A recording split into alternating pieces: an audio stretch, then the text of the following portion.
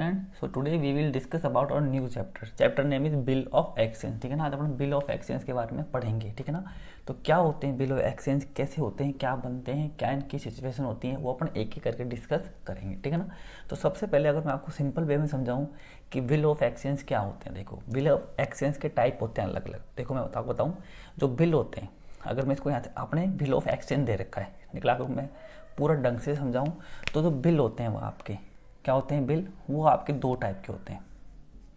कितने टाइप के होते हैं? दो टाइप के होते हैं। एक तो होते हैं बिल ऑफ एक्सचेंज होते हैं जो अपने चैप्टर में अपन पढ़ेंगे, और एक होते हैं अकोमोडेशन बिल होते हैं। कौन से होते हैं? अकोमोडेशन बिल होते हैं आपके, वो अपन डिस्कस करेंगे। तो ऐसे अपने बिल के दो टाइप होते हैं। ठीक है ना, एक तो होते हैं बिल ऑफ एक्सचेंज और एक होते हैं बिल अकोमोडेशन बिल होते हैं आपके। ठीक है ना, तो दो टाइप के अपने बिल होते हैं। अब जो बिल ऑफ एक्सचेंज होते हैं उसके फिर 4 टाइप होते हैं। ठीक है ना, और bill of exchange accommodation bill अलग होते हैं। ठीक है ना, किसी की हेल्प के ऊपर लिखे जाते हैं, तो पढ़ेंगे अपन आगे, डिस्कस करेंगे धीरे धीरे। लेकिन अपने कोर्स में बिल ऑफ एक्सचेंज है तो अपन ये भी थोड़ा डिस्कस कर लेंगे। नॉर्मली बिल दो टाइप के होते हैं, एक तो होते हैं बिल ऑफ एक्सचेंज और एक होते हैं आपके अकोमोडेशन बिल होते हैं। तो एक एक करके अपन इसको डिस्कस करेंगे। ठीक है ना, कैसे कैसे ये चलता है, कैसे कैसे आगे प्रोसेस की होती है, अपन डिस्कस करेंगे। ठीक है, तो जो अपन जो डिस्कस करेंगे अपनी बुक में वो है बिल ऑफ एक्सचेंज, और इसके टाइप होते हैं अलग अलग। इसके 4 टाइप होते हैं। ठीक है, बिल के ये थ्योरेटिकल पार्ट है, ये मैं आपको बाद में समझाऊंगा। ठीक है ना, उससे पहले अपन एक चीज़ समझ लेंगे।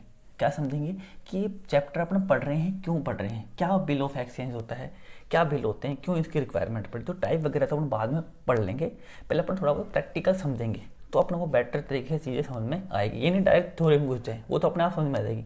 तो पहले अपन डिस्कस करते हैं कि बिल ऑफ एक्सचेंज की रिक्वायरमेंट क्यों पड़ी हुई है, क्यों पढ़ रहे हैं, क्यों हम पढ़ रहे हैं, क्यों पढ़ रहे हैं, वो चीज़ अपन यहाँ पे समझते हैं।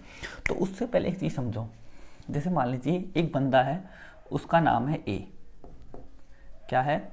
उस बंदे का नाम है ए। वो क्या करता है? गुड्स को सेल करता है। इसका मतलब कौन हो गया? वो हो गया सेलर। कौन हो गया? वो हो गया सेलर।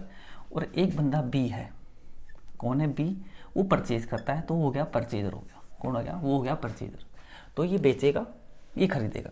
ठीक है, सही बात है भैया। अगर कोई बंदा कोई चीज़ बेच रहा है कैश में और किसी ने कैश में परचेज करी, तो हिसाब वहीं बराबर हो गया। पैसा दिया, माल लिया, हिसाब बराबर, मसला पूरा खत्म, कोई अब मलाल नहीं है। बट यहाँ पे एक चीज़ समझना, जब कोई गुड्स को सेल करता है ऑन क्रेडिट पे, उधार पे, तो भैया उधार में बेचोगे तो भी आपके पास सबूत होता है, टेंशन मत लो। देखो भैया, अगर इसने सेल करी है, ए ने किसको सेल करी, बी को, तो एंट्री आपको आती है कि ये सेल करेगा, तो ये करेगा टू सेल। क्या करेगा? ये इसने सेल करी, मान लीजिए कितने की? 10,000 की। किसको करी है सर? बी को करी है, तो ये कर देगा बी अकाउंट डेबिट कितने से? 10,000। ठीक है भैया, इसने सेल कर दी, ये परचेज करेगा। तो इसके पास माल आएगा तो एंट्री करेगा परचेज अकाउंट डेबिट टू, किससे परचेज करिए? तो उधार में सर ए से करिए, तो यहाँ पे ए का अकाउंट खोल देगा, कितने से? 10,000 से। तो ये चीज़ तो आप भूल जाओ कि भैया इसने इसको गुड उधार में दिया है, तो कोई सबूत नहीं। सबूत सब होता है भैया, बिल बनते हैं, सिग्नेचर होते हैं, सारे काम होते हैं। ठीक है, तो ये टेंशन फ्री रहो, सब कुछ होता है। अब इसके बदले कुछ ले ना ले, तो कई जने कुछ बोल दे कि भैया बिल ऑफ लिखे जाते हैं कि अगले बंदे को पैसा दिया है, माल दिया है, तो टाइम पे पैसा नहीं दे, उसके अगेंस्ट में बिल लिखवा लो। तो वो बात भी सही है, लेकिन वो पूरी सही नहीं है। बात यहाँ पे ये आती है, देखो उधार बेचते हैं तो उसका सबूत होता है। आजकल सब रिकॉर्डिंग होती है, कैमरा वगैरह सब लगा होता है, सब रिकॉर्डिंग होती है, और पैसा देने से कोई मना नहीं कर सकता आपको। बट प्रॉब्लम ये आती है कि भैया उसने जो अपने से परचेज किया, उसका पैसा देगा कब वो? 1 महीने बाद, 2 महीने बाद, 3 महीने बाद, कितना उसने प्रोमिस किया अपने को पैसा देने का? अब मान लें ए ने प्रोमिस किया है 2 मंथ का कि मैं आपको 2 महीने बाद पैसा दे दूंगा। किसने? ठीक है, बी ने प्रॉमिस किया ए से कि मैं आपको आफ्टर 2 मंथ पैसा आपका मैं आपके हाथों में दे दूंगा। ठीक है भैया, तो इस टाइम का क्या सबूत है भैया? बी ने जो ए को बोला है कि मैं 2 महीने बाद दूंगा, उसका तो कोई सबूत नहीं है। उस टाइम का कोई सबूत नहीं कि पैसा आपको फिक्स 2 महीने बाद ही मिल जाएगा। तो यहाँ पे ए क्या करेगा? एक बिल बनाएगा। क्या करेगा? ए है वो एक बिल बनाएगा। ये बना लिया बिल। इस बिल पे लिख देगा भैया किसको बेचा है सर? बी को बेचा है। कितने का बेचा है? 10,000। तो फॉर्मेट होता है, उसमें भरना होता है, इतना का बेचा है। ठीक है, पैसा कब मिलेगा सर? आफ्टर 2 मंथ मिलेगा। मंथ 2 महीने बाद पैसा मिल जाएगा। तो ये बिल किसके पास भेजेगा? ये बिल इसको देगा, वहीं हो जाएगा ऐसा। तो इसको आप भेज भी दे, तो मान लीजिए की तरफ से कोई और दूसरा खरीदने आया तो उसको बिल दे देगा। तो बिल किसके पास गया, बिल आया किसके पास आया, पी के पास आया, सॉरी बी के पास आया, परचेजर के पास में बिल आया, वही लिखा हुआ है 10,000 का है, 2 महीने बाद पैसा देना है। तो अब यहाँ पे 2 महीने का यहाँ पे सिचुएशन लिख दी बिल के अंदर कि आप 2 महीने बाद पैसा दोगे। तो यहाँ पे कौन क्या होगा, बी यहाँ अपने साइन कर देगा और ये बिल उठ के यहाँ आ जाएगा। ये बिल आ रहा है मतलब इस पर बी के साइन होके आ गया, मतलब दोनों बिल एक ही है। बात समझ में आ रही है। बिल क्यों बनाया गया, यहाँ पे बिल इसलिए बनाया गया है कि अगली पार्टी मुकरे नहीं 2 महीने बाद पैसे देने के लिए। तो इसलिए यहाँ पे बिल बनते हैं कि आपका टाइम पे पैसा आपको मिलता रहे, उस टाइम का एविडेंस। बिल क्या हो गया, बिल एविडेंस हुआ किसका, टाइम का। आपके 2 महीने जो आपने टाइम दिया उस टाइम को अपन को सबूत के तौर पे अपन एक बिल बनवा लेते हैं, ठीक है। तो भैया बिल इसने बनाया, इसका मतलब बिल कौन बनाता है, कौन बनता है उसको, बिल बनाता है सेलर, ठीक है। और बिल एक्चुअल में फॉर्मेट में, एक्चुअल में अस्तित्व में एक्सीडेंट कब उसको आता है, वो कब वो एग्जिट होता है, कब उसका एक्सीडेंस होता है, कब होता है, जब उस पर परचेजर अपने साइन कर देता है। ये साइन कर देगा तब उसका वो अस्तित्व में आ जाएगा, वो एक्सीडेंस हो जाएगा उसका, ठीक है ना। ये चीज़ आपको ध्यान में यहाँ पे रखनी है। तो यहाँ पे सबसे पहले बिल कब बना, इसने बनाया जब नहीं, इसने साइन करे जब वो बिल बना। तो ये अपने पास से उस बिल को भेजेगा, ये साइन करके बिल को भेजेगा, तो इसके पास से बिल जाएगा, तो जो जाएगा वो क्या होगा, क्रेडिट, ठीक है भैया कर दो। तो इसके पास से जाएगा बिल, ठीक है। कौन सा बिल है भैया, जिस बिल का इसको पेमेंट करना है। तो इसके लिए क्या बन गया, ये बीपी, बिल्स पेएबल, क्या बन गया, बिल्स पेएबल बन गया कितने का, 10,000 का। समझना ध्यान से, इसने एक कागज़ का टुकड़ा बनाया, उस पर कुछ लिखा, इसके पास भेज दिया, और इसने पूरा पढ़ के 2 महीने देख के इसने साइन कर दिया, और इसने वो बिल वापस भेज दिया। तो जैसे इसने साइन करे तो इसकी लायबिलिटी बन गई भैया, क्या बन गई, इसने साइन किया, इसका मतलब 2 महीने बाद पेमेंट करना ही करना पड़ेगा। तो इसके पास से वो बिल जाएगा, तो इसके लिए बिल कौन सा है, जिसका इसको पेमेंट करना है, बिल्स पेएबल बन जाएगा। इसके लिए किसको दिया है भैया, क्रेडिट क्यों किया, किसको दिया है, सर ए को दिया है भैया। तो मैं कर दूंगा यहाँ पे ए इस अकाउंट डेबिट कितने से, 10,000 से। वो बिल इसके पास आएगा, तो इसके जो आएगा वो डेबिट होगा, तो आप करोगे बिल आ रहा है सर, बिल कौन सा, जो इसको रिसीव हो रहा है, तो बिल कौन सा आ गया, ये रिसीवेबल्स हो गया, मतलब बी आर। तो B R account debit to किससे आ रहा है, सर ये तो बी से आ रहा है, कितने का, 10,000 का। तो यहाँ पे रटने की जरूरत नहीं, सिंपल सी जान को, बिल किसने बनाया था, इसने बनाया था। बिल पूरा कब हुआ, जब परचेजर ने उस पर साइन करे। बात समझ में आती है। जैसे इसने साइन करे इसकी बन गई वो लायबिलिटी, और किसको दिया, इसने ए को दिया है। बात समझ में आती है। और यहाँ पे इसके पास बी आर आ रहा है, बिल रिसीव हो रहा है, तो bill receivable account debit to PP करेगा। रिसीवेबल क्यों लगा, क्योंकि इसका पैसा रिसीव नहीं हुआ, ये देखो रिसीव्ड मतलब पैसा मिल जाता है, रिसीवेबल मतलब उसका पैसा मिलेगा आफ्टर 2 मंथ। तो यहाँ पे आप एक चीज़ समझ लो, बी और बी, जो बी आर है, जो बी पी है, वो एक ही कागज़ का टुकड़ा है, या एक ही कागज़ का टुकड़ा है बी पी बी आर। बस एक पार्टी को मिलेगा, एक उसका पेमेंट करेगा, है वो बिल एक ही टुकड़ा भी है, सिंपल सी बात है, 2 बिल नहीं है, वो बिल एक ही है। एक को रिसीव होगा उसका पैसा आफ्टर 2 मंथ, और एक उसका पैसा पेमेंट करेगा आफ्टर 2 मंथ। तो ये है एक ही कागज़ का टुकड़ा, सिंपल सी बात है। तो यहाँ पे ध्यान क्या रखना है, जब भी उधार में ऑन क्रेडिट पे सेल होती है, ऑन क्रेडिट पे परचेज किया जाता है, तो उस केस में उस टाइम को, वो जो टाइम दिया गया उस टाइम को हम एविडेंस के फॉर्मेट में रखने के लिए कि हाँ भाई 2 महीने बाद पैसा मिलेगा, 3 महीने बाद, जो भी टाइम डिसाइड हुआ है दोनों के बीच में, तो वो उस सबूत को मेंटेन करने के लिए अपन बीपी बीआर अपने बनते हैं। बात समझ में आ गई। बिल कौन लिखता है, परचेजर, सॉरी बिल कौन लिखता है, सेलर लिखता है। बिल पे साइन कौन करता है, परचेजर। परचेजर का साइन होने के बाद वो एक्चुअल में उसको मान्य होगा, वो नहीं तो अदरवाइज वो नहीं होगा, उसका कोई एविडेंस नहीं हो पाएगा जब तक कि साइन नहीं करेगा। अब ये तो वो कईयों के हज़ारों लोगों के बिल बना ले, ऐसे तो नहीं भैया, वो बिल कोई नहीं है। सेलर बिल बनाएगा, लिखेगा, लेकिन पूरा उसको परचेजर वो साइन करने के बाद ही उसको करेगा। बात समझ में आएगा। अब देखो यहाँ पे एक चीज़ और समझना है इस एंट्री के अंदर, अगर मैं इस बिल को हटा दूँ एक बार, ये दोनों एंट्री आपने करी है ना, इन दोनों एंट्री का इफेक्ट क्या पड़ा, इफेक्ट ये पड़ा, देखो यहाँ से जैसे ही आपको बी आर मिला तो आपके डेटर खत्म हो गए भैया। बी आर मिलते ही डेटर क्या हो गए, आपके खत्म हो गए। आपने सेल करी थी किसको, बी को सेल करी थी, किसको, आपने बी को सेल करी थी, तो आपने B R account debit to sale किया था, ठीक है।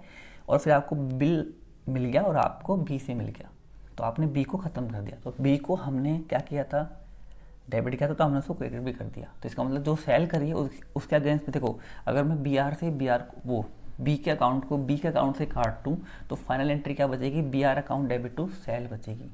इसका मतलब आपने सेल करी और बी आर ले लिया, बी का अस्तित्व खत्म हो गया, अब वो कोई नहीं है उसका एक्सीडेंस। बट यहाँ बात करें, देखो यहाँ पे आपने परचेज करी ए से और आपने ए को ख़त्म करके उसको बिल्स पेबल दे दिए। इसका मतलब ए से ए कट जाएगा, तो आपने परचेज करी है बीपी के अगेंस्ट में। बात समझ में आती है, सिंपल सा फंडा है, दिमाग लगाने की फालतू में जरूरत ही नहीं है, ठीक है ना। तो ऐसे बीपी एक ऐसे बिल बनते हैं आपके। अब इसका नाम बिल ऑफ एक्सचेंज क्यों पड़ा, बिल तो समझ गए बीपी बी आर, अब इसका एक्सचेंज नाम क्यों पड़ा वो मैं आपको समझाऊंगा आगे एक एक करके। अब देखो, जैसे ही टाइम पूरा होगा 2 महीने, तो इसको पैसा मिलेगा और ये पैसा देगा। तो भैया जैसे ही 2 महीने हुए तो इसके पास से कैश जाएगा, ये कैश गया, कितने रुपये देगा, ये 10,000 रुपये देगा। किसको देगा, ए को देगा। तो यहाँ पे ए का अकाउंट नहीं आएगा, नहीं भैया, यहाँ पे पैसा किस चीज़ का दे रहा है सर, बीपी का, बिल्स पेबल का पैसा दे रहा है। किसका, बिल्स पेबल का। तो यहाँ पे पैसा गया ए को, देखिए ए को किसका पैसा गया है, बीपी का पैसा गया है, समझ गए। तो आपको यहाँ पे बीपी करना पड़ेगा, गलती से भी मत कर देना। अब इसके पास में कैश आ रहा है तो करेगा कैश अकाउंट डेबिट। तो किससे आ रहा है सर, बी से आ रहा है, तो बी नहीं करेगा। ये पैसा किसका आ रहा है सर, ये पैसा आ रहा है बी आर का, जो हमने बिल लिखवाया था ना उसका पैसा आ रहे हैं 10,000। पासन में आई क्या, तो भैया ये इफेक्ट होता है। अब इन पूरी एंट्री अगर मैं फाइनल इफेक्ट निकाल दो, समझना। देखो यहाँ से भैया बी आर, इसको आपने डेटर बनाया था, फिर आपने इसको ख़त्म कर दिया, हिसाब बराबर, ठीक है। सेल करी थी आपने, बी आर लिया था और बी आर का पैसा मिल गया, हिसाब बराबर। तो पूरे क्वेश्चन में एक एंट्री बच रही फाइनल कि भैया सेल करी थी, उसका पैसा आ गया, इससे बी से बी कट गया, बी आर से बी आर कट गया। एंट्री का फाइनल इफेक्ट निकाल रहा हूँ मैं क्या होगा। तो इसका मतलब जो आपने, अब तो सेल बच गई और नीचे कैश बच गया। तो कैश अकाउंट डेबिट क्यों आया सर, किसका पैसा आया सर, सेल का पैसा आया, सिंपल सी बात, खत्म मैटर।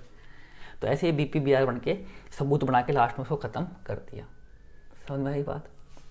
यहाँ पे कैश आया किससे आ रहा है, तो यहाँ पे आप टू बी नहीं कर सकते, क्यों, क्योंकि अगर आपने बी कर दिया तो आपकी वो लाइबिलिटी बन जाएगी, क्योंकि बी तो आपकी बुक्स में है ही नहीं, क्योंकि यहाँ डेबिट था यहाँ क्रेडिट था, हिसाब तो बराबर हो गया इसका मतलब। तो अब आप बी क्यों कर रहे हो यहाँ पे, तो आपको वो बी आर करना पड़ेगा कि सर बी आर का पैसा आ रहा है। अब यहाँ भी देख लो, ए से आपका ए कट गया, बीपी से आपका बीपी कट गया, इसका मतलब परचेज करी और उसका अगेंस्ट में पैसा गया, खत्म मामला, purchase account debit to cash हो गया। तो ऐसे ही आपके बीपी बी आर क्रिएट होते हैं उधार में, ऑन क्रेडिट पे, सेल करने पे और वो करने पे, ठीक है। अब इसका नाम बिल ऑफ एक्सचेंज क्यों पड़ा, ये भी अपन डिस्कस कर लेंगे, और बिल ऑफ एक्सचेंज के कितने कितने टाइप होते हैं वो भी अपन डिस्कस करेंगे, ठीक है, धीरे धीरे डिस्कस करेंगे। अभी आगे अपन इसको थोड़ा और पढ़ते हैं। देखो अब देखो बहुत सारी प्रॉब्लम आगे क्रिएट हो सकती है बिल ऑफ, ठीक है ना। तो अभी आप तो समझ गए ये चीज़, और समझ गए इस तरह कि बीपी बी आर कैसे बनते हैं, है वो एक ही कागज़ टुकड़ा, एक के लिए वो बीपी, एक के लिए वो क्या है बी आर है, एक के लिए बी आर है, एक के लिए बीपी है, और कोई मसला नहीं है उसका, ठीक है। तो ये होते हैं बिल ऑफ एक्सचेंज। अब एक्सचेंज नाम क्यों पड़ा इनका, क्योंकि भैया एक्सचेंज जो कर रहे हो आपने सेल करी, परचेज करी, उसके बदले आपने एक्सचेंज किया, सेल और परचेज के बदले आपने सेल करके उसके अगेंस्ट में आपने बिल ले लिया, तो आपकी सेल को आपने एक्सचेंज कर लिया, किससे, आपके बिल से, आपने अपनी परचेज को आपके बीपी से एक्सचेंज कर लिया। तो ऐसे इसका नाम का नाम बिल ऑफ एक्सचेंज पड़ता है कि उसके बदले ये लेना, उसके बदले ये लेना। अकोमोडेशन बिल होते हैं, वो होते हैं कि किसी की हेल्प के लिए लिखे जाते हैं। अकोमोडेशन मतलब हेल्प के लिए, मतलब किसी बिजनेसमैन को पैसे की जरूरत है तो वो बिल बना के लेके जाएगा वहाँ पे, वहाँ क्या आप सर रख लो, तो मेरा सबूत रख लो, तो वो बिल ऑफ, वो अकोमोडेशन बिल होते हैं, ठीक है। तो वो एक्सचेंज नहीं होते, वहाँ तो आपने उसको दिया है। तो पढ़ेंगे आगे धीरे धीरे करके, पहले अपन बिल ऑफ एक्सचेंज की बात करेंगे, बात समझ में आती है। तो अब अपन धीरे धीरे बढ़ते हैं आगे और समझते हैं चीज़ों को, थोड़ा और डीपली समझते हैं, ठीक है ना, कैसे कैसे काम इसका चलता है बीपी बी आर का, ठीक है। बिल्कुल, अब देखो आपको समझ में आ गया कि कैसे बीपी बी आर बनते हैं, कौन लिखता है, कौन साइन करता है, कैसे उसकी एंट्रियाँ पास होती है, ठीक है। तो ये चीज़ आप समझ गए। अब उसके बाद अब कुछ केस बनते हैं बिल ऑफ एक्सचेंज में। आप खुद सोचो, क्या सोचो कि अगर आपने सेल करी भैया, अगर आपने सेल करी है, अगर यहाँ पे ए बंदा है, ए बंदे ने क्या करी है, सेल करी है, ठीक है। पैसा कब मिलेगा, 2 मंथ, 2 महीने बाद पैसा मिलेगा, किससे, बी से। और बी बंदा कौन था, ये तो परचेजर था, कौन था, परचेजर। इसने क्या करी थी, इसने तो भी परचेज करी थी, क्या करी थी, परचेज। और ये पैसा कब देगा, आफ्टर 2 महीने बाद पैसा देगा ये। तो क्या क्या केस बन सकते हैं, रटना नहीं, चीज़ों को समझना अच्छी तरह, क्या केस बन सकते हैं। देखो रटना नहीं है, रटने वाली बात गलत हो जाएगी फिर। यहाँ पे चीज़ों को समझना ध्यान से, क्या माजरा चल रहा है। देखो अगर ए बंदा है, वो सेलर है, कौन है, वो परचेजर है। ये कौन है, ये बंदा यहाँ पे कौन है, सेलर है। मान ली सेलर को रिक्वायरमेंट नहीं पड़े पैसे की 2 महीने तक, कोई दिक्कत नहीं है, आ देंगे 2 महीने बाद। तो इसका मतलब वो जो बिल है इसके पास में, वो बिल इसको किसी को देने की जरूरत ही नहीं है। भाई अगर पहले केस की बात करूँ मैं, कि इसको मान ली 2 महीने तक पैसे की रिक्वायरमेंट नहीं पड़ी, कि यार बहुत पैसे वाले लोग हैं, माल भेज तो आ जाएगा 2 महीने बाद, कोई ज़रूरत नहीं है पैसे की, आ जाएगा 2 महीने बाद। तो पैसा 2 महीने बाद आएगा। तो पैसा कौन लेने जाएगा, जिसके पास बिल है। बिल किसके पास है, ए के पास है। इसका मतलब बिल किसके पास रहा, बिल कैप्ट बाई, किसने रखा, किसने रखा, ए ने रखा। तो यहाँ पे मैं लिख रहा हूँ क्या, कि जो बिल था, जो क्या था, बिल था, वो ए ने अपने पास रखा, किसी को नहीं दिया, क्योंकि 2 महीने बाद इसको पैसे की रिक्वायरमेंट पड़ी नहीं अब तक। तो 2 महीने बाद ये आराम से जाके उससे पैसा ले लेगा। बात समझ में आई। तो ये ध्यान रखना, कब तक रखा इसने रखा बिल को कीप्ट, ठीक है। कब तक इसने पास अपने पास रखा, बिल को इसने अपने पास कीप किया, अपने पास रखा, कब तक, टिल मैच्योरिटी डेट तक। मैच्योरिटी डेट मतलब जब उस बिल का पैसा मिलेगा, मतलब आफ्टर 2 मंथ, 2 महीने बाद बिल का पैसा मिलेगा। तो 2 महीने तक बिल को ए ने अपने पास में रखा, ठीक है। दूसरा केस समझना, हो सकता है भैया सारे अपने, भाई मेरा बिल मैं अपने पास रखूंगा यार, क्या दिक्कत है, 2 महीने बाद आके पैसा ले लूँगा। तो बिल को मैंने टिल मैच्योरिटी डेट तक अपने पास में रखा। जैसे ही मैच्योरिटी डेट आएगी 2 महीने बाद, मैं जाके पैसा ले लेगा, एक मामला खत्म, डिसमिस, खत्म, बाय टाटा। बात करते हैं किसकी, दूसरे केस की। अब मान लीजिए ये बेचारा नया नया बिजनेसमैन, कोई भी केस हो, इसको पैसे की रिक्वायरमेंट पड़ गई, तुरंत पैसे की, आज सेल किया तो कल या परसों, 2 महीने से पहले इसको पैसे की जरूरत पड़ गई। तो क्या करे भैया, अब ये उसके पास मांगने जाए, वो तो बोलेगा भैया मैंने तो साइन किए हैं, सबूत बनाया है, कॉन्ट्रैक्ट हुआ है आफ्टर 2 मंथ का, तो मैं तो 2 महीने बाद पैसा दूंगा, आप मेरे पे केस कर ही नहीं सकते, सही बात है, वे नहीं कर सकते। तो क्या करे भैया ये, तो इसने क्या किया, उस बिल को बेच दिया, किसको, बैंक को। देखो बिल ऑफ एक्सचेंज होते हैं, बिल ऑफ एक्सचेंज जो होते हैं वो करेंसी होती है एक टाइप की, किसकी, बिजनेस टू बिजनेस की। जितने भी बिजनेसमैन होते हैं उनकी करेंसी होती है एक टाइप से, वो करेंसी बोलेंगे नहीं, लेकिन वो बिजनेस टू बिजनेस करेंसी मान सकते हैं उसको, मैच्योरिटी से पहले, ठीक है। तो क्या किया यहाँ पे, ए को जरूरत थी, उसने पैसा दिया नहीं, 2 महीने बाद देगा, कॉन्ट्रैक्ट हो चुका है, अभी अपन केस उस पर कर नहीं सकते। और पहला केस अपने पास रखा था, लेकिन दूसरे केस में अपने पास रख नहीं सकते, क्यों, क्योंकि भैया मेरे को तो पैसे की जरूरत है। तो मैंने क्या किया, उस बिल को बैंक को बेच दिया। बेचना नहीं बोलेंगे उसको, मैं खाली याद करने के लिए बता रहा हूँ, बैंक को दे दिया, उसको बोलते हैं डिस्काउंट कराना। बिल डिस्काउंटेड विथ बैंक, आपने बिल को बैंक से डिस्काउंट करवा लिया।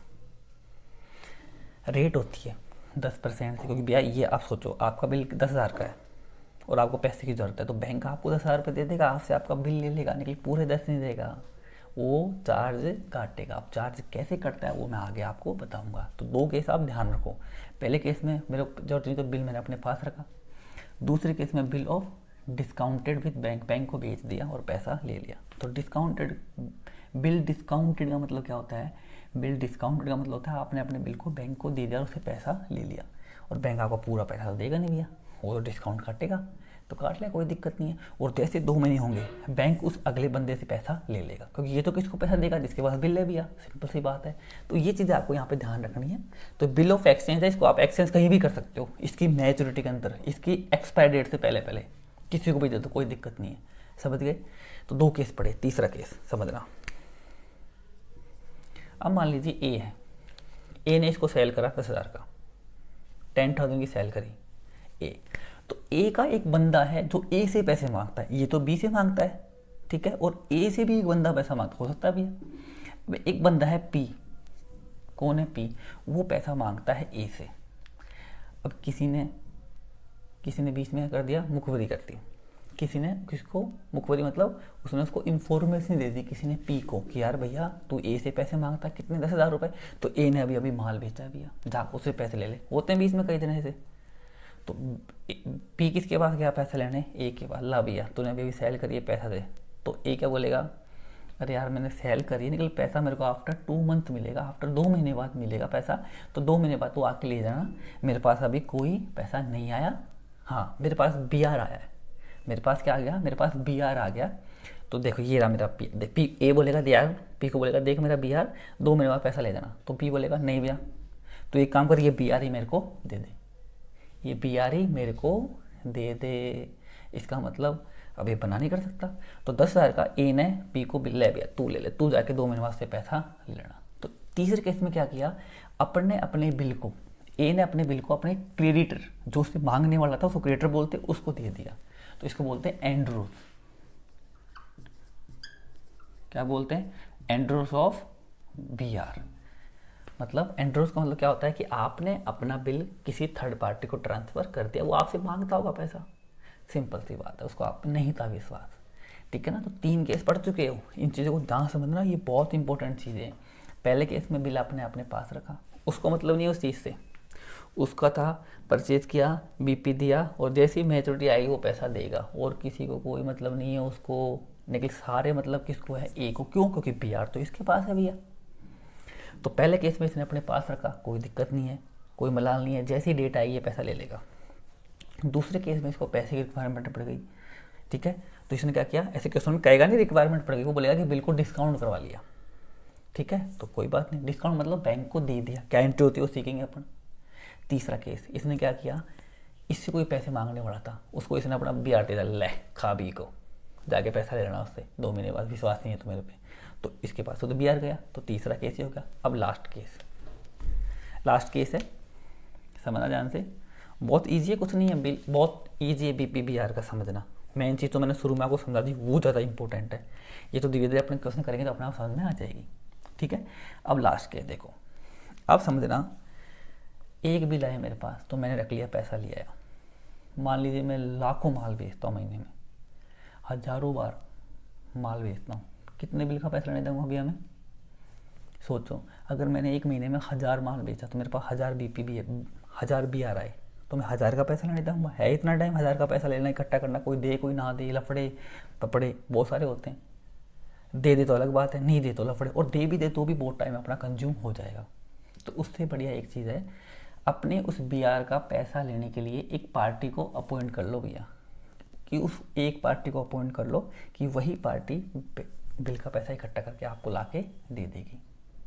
तो यहाँ पे पार्टी नहीं होती, यहाँ पे क्या होता है, जो सेलर होता है वो अपने सारे बी आर को बैंक को दे देता है, लो भैया बैंक को दे दिए, बैंक उसके बदले जो भी उसका कमीशन बनेगा काट लेगा भैया, सिंपल सी बात है, महीने के एंड में, साल के एंड में, जो भी डेट उनमें डिसाइड हुई उसका अकॉर्डिंग काट लेगा, नहीं तो बाकी जो भी बिल गए हैं बैंक पैसा लेके आएगा, जो भी अपना काटे काट लेगा, बाकी पैसा एक अकाउंट में जमा करता रहेगा। इससे क्या फ़ायदा हुआ, ये अपना बिजनेस करता रहेगा, जो भी 1000-2000 रुपये काटेगा बैंक काट लेगा उसके बदले, तो इसका टाइम सेव हो जाएगा। तो इसने क्या किया, बिल को बैंक को दे दिया, किसके लिए, कलेक्शन के लिए। तो लास्ट केस है, बिल सेंड फॉर कलेक्शन, ठीक है, किसके लिए, कलेक्शन के लिए दे दिया। तो 4 केस आपने यहाँ पे डिस्कस करे देगा अपन ने। पहले केस में उसने बिल अपने पास रखा, दूसरे केस में उसने बैंक को दे दिया, उसको बोलते हैं बिल डिस्काउंट करवाना। तीसरा केस उसने अपने क्रेडिटर को दे दिया, कैसे दिया मैंने समझा दिया। तीसरे केस, चौथा केस हो, देखो हर केस अलग अलग केस है, क्योंकि एक बी आर का जब अपने पास रखेगा, या बैंक को देगा, या अपने क्रेडिटर को दे देगा, या उसको बिल उसको कलेक्शन के लिए डाल देगा। बात समझ में आई क्या। तो ये चीज़ें एक एक करके अपन डिस्कस करेंगे कि कैसे कैसे एक एक चीज़ें चलती है। आप पहला केस करेंगे, फिर दूसरा, फिर तीसरा, फिर फोर्थ केस करेंगे एक एक करके, फिर एक केस और आएगा फिर साथ में। इन चारों केस में एक ऐसा बढ़ सकता है कि इन चारों केस में, पहले केस में इसने अपने पास रखा तो पैसा मिल गया, तो भैया cash account debit to B R का पैसा मिल जाएगा, करेंगे आगे दोबारा। नहीं मिलेगा तो फिर क्या एंट्री होगी, अगले ने पैसा देने से मना कर दिया। इस केस में भी पैसा मिलेगा तो उसकी एंट्री सीखेंगे, नहीं मिलेगा तो क्या प्रॉब्लम होगी। अगला केस, इसने उसको दे दिया पैसा, अब ये जाके उससे मांगे, अब वो पैसा देने से मना करते, तो ये तो मेरे से आगे मांगेगा, तो फिर क्या एंट्री होगी वो सीखेंगे। अगला केस, बिल ऑफ कलेक्शन के लिए डाल दिया, ठीक है, अब बैंक पैसा लगा, बैंक को पैसा मिल गया तो बढ़िया बात है, नहीं मिला तो क्या प्रॉब्लम क्रिएट होगी उसकी एंट्री सीखेंगे। तो ऐसे धीरे धीरे अपन इन चारों केस में बहुत सारे केस बनेंगे। तो समझना, आज मैं आपको यही समझाना चाहता हूँ। देखो इन चारों केस में एक एक करके अपन को क्या पढ़ना है। देखो पहला केस क्या पढ़ेंगे कि अगर पैसा मिल जाए, ठीक है भैया, तो भैया कोई दिक्कत नहीं, चारों केस में किसको कर लेंगे एंट्री। या फिर दूसरा केस, इन चारों केसों में पैसा नहीं मिले तो क्या करना है, ठीक है।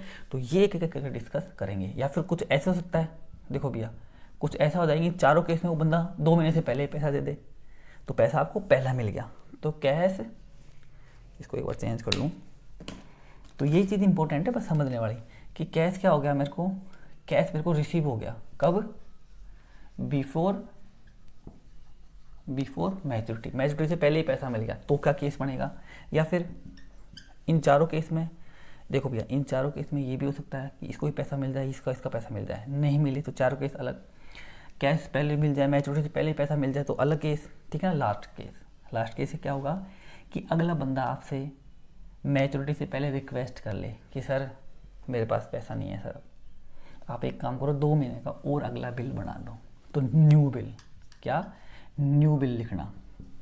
तो ये केस है भैया। कुल मिला के देखो मैं आपको सिंपल सा आज के कुछ प्रैक्टिकल करा नहीं, एक करा वो कर लिया, बाकी कैसे सिचुएशन बनती है वो धीरे धीरे डिस्कस करेंगे। इनको अपनी प्रैक्टिकल लाइफ से खुद से जोड़ो, कभी चीज़ों को रटने की मत सोचो, इनको अपनी प्रैक्टिकल लाइफ से जोड़ो यार।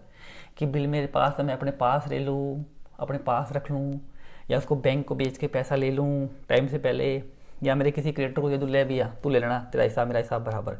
या फिर उसको मैं अपना टाइम बताने के लिए बिल को भेज दूँ, बैंक को भेज दूँ, वो कलेक्शन करके जो भी काटे काट लेगा, बाकी मेरा पैसा जमा कर दिया, मेरा टाइम बच जाएगा। तो अलग अलग केस हो गए। तो इन केसों में भी पैसा मिल जाए तो बढ़िया बात है भैया, कोई भी केस हो। पैसा नहीं मिले तो अलग क्या एंट्री होगी थी 4th केस में। या फिर मैच्योरिटी से पहले ही पैसा मिल जाए चारों केस में तो क्या एंट्री होगी। या फिर वो बंदा रिक्वेस्ट करे यार सर महीना होने वाला है मेरा, 2 महीने मेरे पास पैसा नहीं है, मेरे पे केस वगैरह मत करना, आप एक काम करो नया बिल लिख दो, मैं आपको थोड़ा एक्स्ट्रा पैसा और दे दूंगा। तो फिर नया बिल कैसे लिखा जाएगा अलग केस में वो चीज़। तो ऐसे अपन धीरे धीरे इन टॉपिकों को डिस्कस करेंगे कल से कि कैसे कैसे ये पहले अपने पास हो बिल तो क्या एंट्री होगी, ये सब धीरे धीरे डिस्कस करेंगे। तो कल ये कर लेंगे दोनों, फिर ये कर लेंगे, फिर एक एक जोड़ के सारे केस अपन सॉल्व कर लेंगे। तो पहले अपन इनको सॉल्व करेंगे, पहले ये तो सीखे, ये सीखने के बाद में फिर इसके साथ में ये, इसके साथ में ये, मतलब इन चारों केस के साथ में पहले इसको कनेक्ट करेंगे, इन चारों केस के साथ में फिर इसको, फिर चारों केस के साथ में इसको, फिर चारों केस के साथ में इसको कनेक्ट करके एक एक अपन सीखेंगे। ऐसे अपने ये खूब सारे केस बन जाएंगे, ठीक है। तो फिर कल डिस्कस करते हैं आगे क्या करना।